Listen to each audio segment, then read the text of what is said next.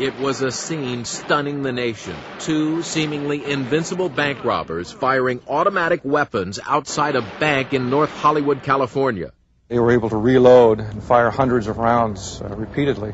But even beyond the weaponry they had was the body armor that they wore from neck to ankle. So they were impervious. They could not be affected by our bullets. Officer Martin Whitfield was one of the first on the scene, ducking behind his car when the bullets started to fly. My car's pointing at the bank, so I'm thinking I got my entire police car, bumper-to-bumper protection. This guy's not going to hit me. I felt the rounds hit the car, the vibration of the round hitting the car. Suddenly, he feels a stinging sensation and realizes he's been shot through his car. And in my mind, I said, don't panic. You've been shot, don't panic. And then I was shot again. At that point, I knew that the rounds that were being fired were penetrating the police car, so a bulletproof vest was nothing.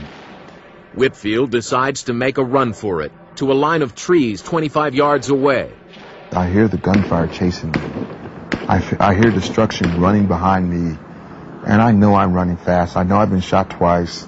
I'm afraid. It's the most afraid I've ever been in my entire life.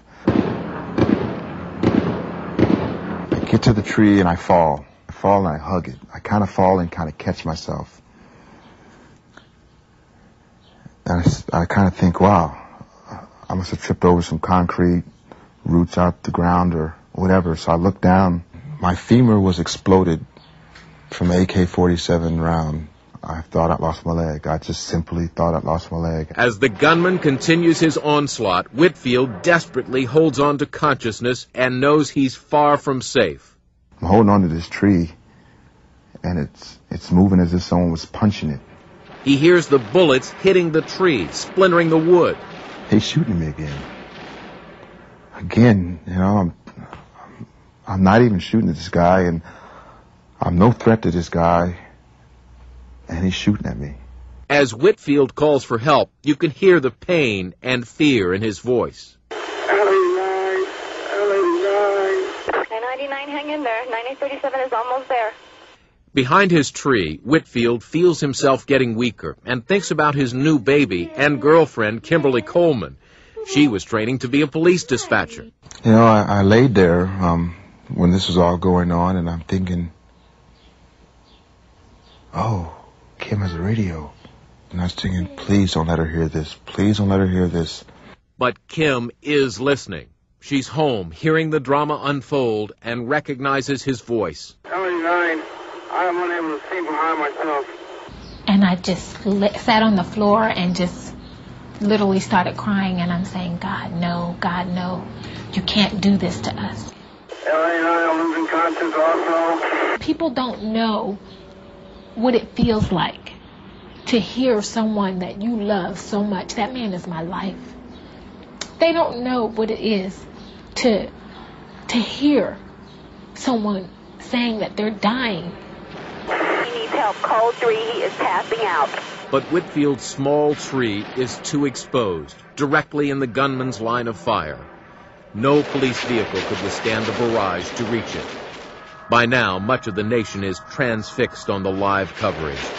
One gunman has disappeared inside the getaway car. The other is firing wildly, randomly, at one point even turning his gun on the hovering news helicopters. The suspect is shooting at our helicopter and the other helicopters. We are being shot at this time. Air unit, get more air. The suspect is retrieving additional weapons from the vehicle and shots are being fired.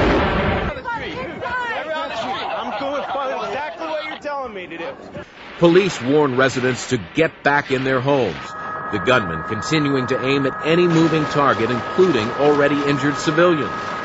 He'd be back, hitting the car again, landing in the street next to us, and we'd just suck up to that tire a little bit more.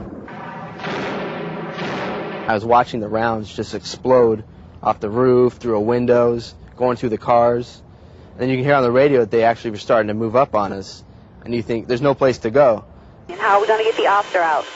Not far away, Officer Stuart Guy is also slowly bleeding to death, his arm and chest pierced by bullet fragments.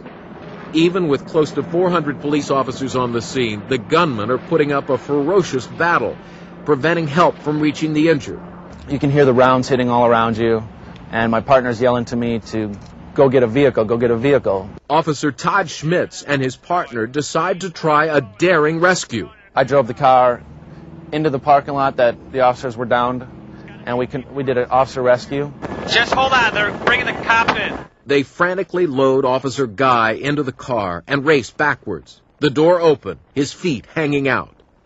And then I backed the car out of the parking lot and drove it to a waiting ambulance. But still no help for Officer Martin Whitfield, pinned down behind the tree, or for a trio of wounded civilians stranded in the middle of the intersection. We all wanted to run for it, but I kept saying, no, stay here, let's not move. If they don't see movement, they'll think we're dead.